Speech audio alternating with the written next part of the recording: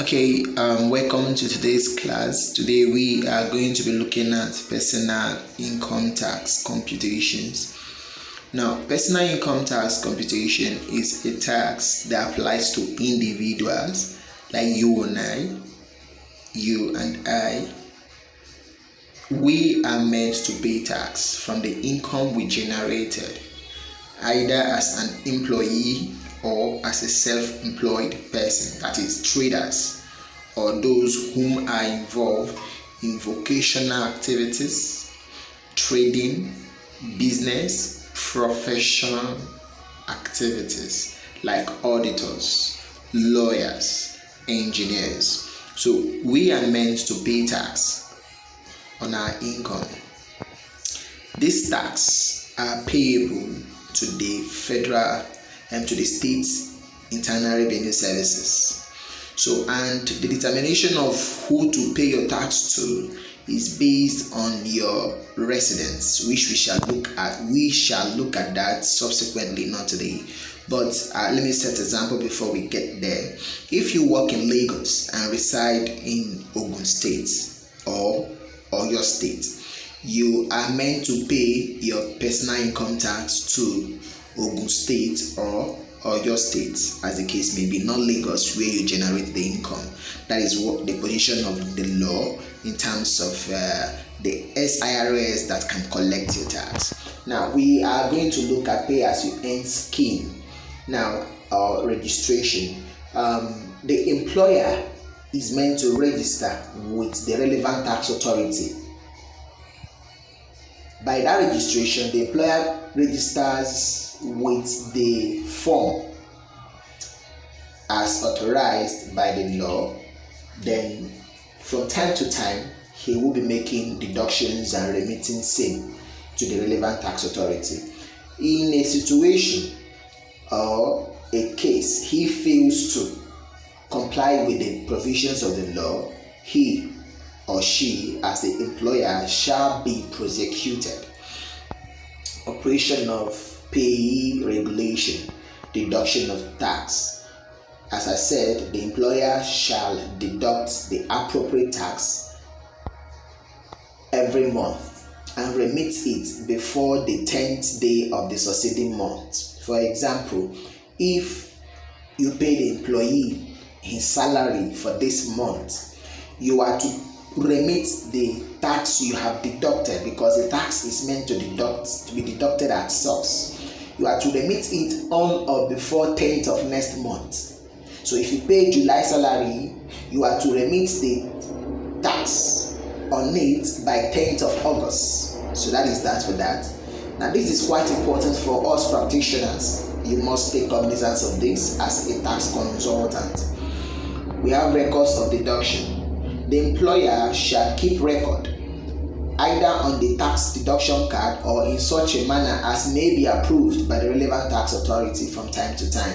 And this must contain the monthly payment, the amount of emolument, contribution to approved pension body, if any, cumulative net emolument till date and all that. You read that up in your notes. Allowable and non-allowable deductions. Now, this format is for both the employee and self-employed. So now, allowable expenses are those expenses that are deductible from your emolument. Example, any sum on the interest on loan is deductible. Rent is deductible. Repairs and maintenance, bad debt, provision of bad debt, contribution to pension provident fund, legal expenses such as retainership, legal advisory, renewal of short lease, and any legal cost of defending the property title of the business. Any expenses proved to be relevant to the generation of the business profit. Non-allowable expenses, domestic or private expenses, capital withdrawn from the business, capital expenditure, losses recoverable from insurance contract, depreciations and all that. All these are not allowable expenses. So the basis of assessment are different. For PAYE, it is on actual year basis. For a business, vocation or profession and trade, it is on preceding year basis. It is there. Consolidated revenue fund, it is computed as the higher of 200,000, or 1% of gross emolument, whichever is higher, plus 20% of gross emolument. For example, an employee has a gross emolument of 15 million. Compute his consolidated relief allowance. So the higher of 200,000, you bring it here. 1% of gross emolument, you bring it here. The higher is 200,000, you take it to the extreme. Then plus 20% of gross emolument, which is 15 million, will give you 3 million. Add up, it will give you 3.2 million. So that is consolidated relief allowance. That is how it is computed. It's very simple. So you can read that up more when you get the notes. So the CRO shall be 200,000 plus 20% of gross emolument. In as much as the gross emolument is less than 20 million, just use 200,000. No need wasting your time. Once you look at the gross emolument is less than 20 million, use 200,000. Just note that. Tax-exempt deductions, there are many, about 4 or 5 of them. I will list them. It is explained. I take my time. I took pain to explain it. So you read that up. 1 is National Housing Fund contribution. 2 is National Health Insurance Scheme. 3 is Life Assurance Premium. 4 is National Pension Scheme. And 5 is gratuity. So these are what we call statutory exempt. You understand? So an employee that makes contribution from his income or base for this is tax deductible. That is, the contributions are tax deductible. Before you can tax the employee, you deduct them. Now let's appreciate the tax table. The tax table is the first 300,000 naira at 7%, next 300,000 at 11%, next 500,000 at 15%, next 500,000 at 19%, next 1.6 million at 21%, above 3.2 million. Above 3.2 million is 24%, is above, is 24%. Now, let's now look at the formats. This is the format that we are going to be looking at. This format is important. You must acquaint your brain with this format. It will help you a lot during computation. So we have on end income. End income are those income you got from dissipating energy, that is from working, sweating. Example, employment income, business income, vocational income, professional income, partnership income. You add them together, you bring it to the extreme. On end income are dividend, the income you got from not working, dividend, interest, rent, royalties. If you add up, it will give you this. When you add the end and unend income, you have gross emolument. When you get your gross emolument, you less dividend. Dividend is not subject to further tax, so the withholding tax on dividend is the last tax. So when you less dividend, you have this. This is what we call total income. This is what we call total income. Then you now less CRA. You already know how to compute it.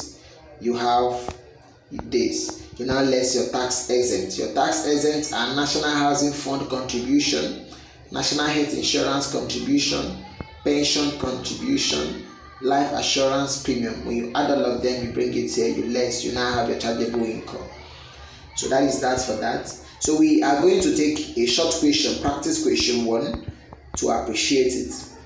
Now I'll read.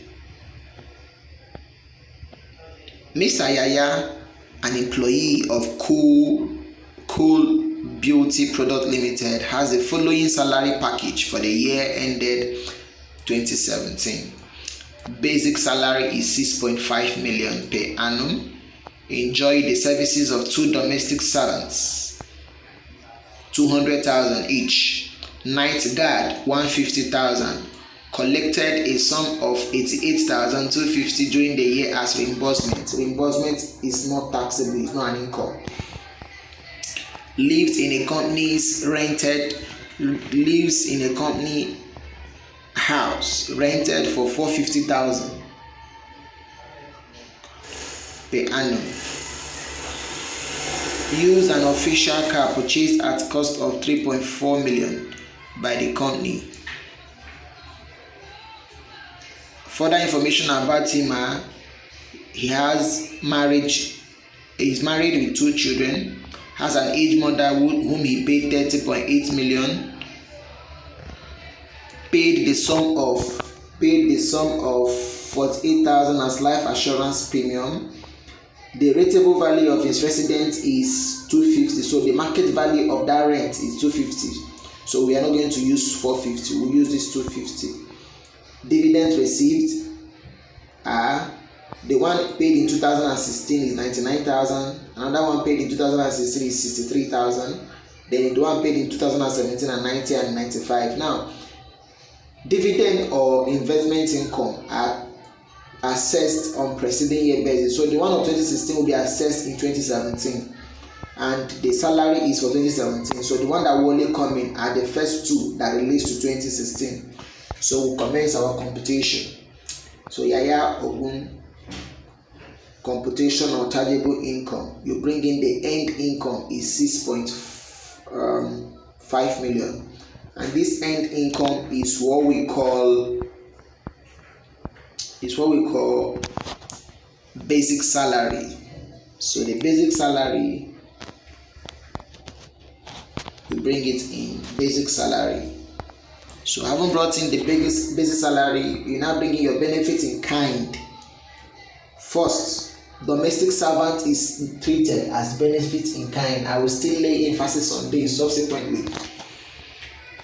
And he has 2 domestic servants. Each is paid 200,000. So 200,000 times 2 will give you 400,000. Accommodation market value, it is 450 actually, but we won't use it. The law says we should use the market value, so 450. The car is worth 3.4 million, and the law says we should take 5% of it as its benefit in kind each year. So this will give us 170. Night guard is paid 150,000. So we add all these benefits in kind, it gives you 970,000. So add them together, you have 7,470,000. You bring in your on-end income. Now, as I told you earlier on, dividend, the first 2 are the one to be considered because investment income is assessed on preceding year basis. Now, that dividend is stated at net, so you have to gross it up. To gross up, divide by 0.9, because that is what is remaining. They have taken 10% of withholding tax. So how many is remaining? 90%. So that value divided by its equivalent in percentage, you have what you have. Add it again, divide 3 by 0.9, you have, add them together, it will give you 180. Use your calculator and confirm this. So we have gross income. You add them this plus this. So we have gross income to be 7.6 million. So less dividend again is not taxable again. You must less it. You have this value. You less our CRA. See how CRA was computed. It's a 200,000 plus 20% of gross emolument will give us 1,720,000. So take it away. You have 5,750,000. You now less your tax-exempt deduction. Your tax-exempt, the only one is life assurance. It didn't do other ones. It didn't contribute for other ones. So you less it. So this becomes our chargeable income. Now, this is just the first question we took to usher you into personal income tax computation. In our next class, we'll take further questions and I'll also explain more on what this is all about. Thank you for your audience.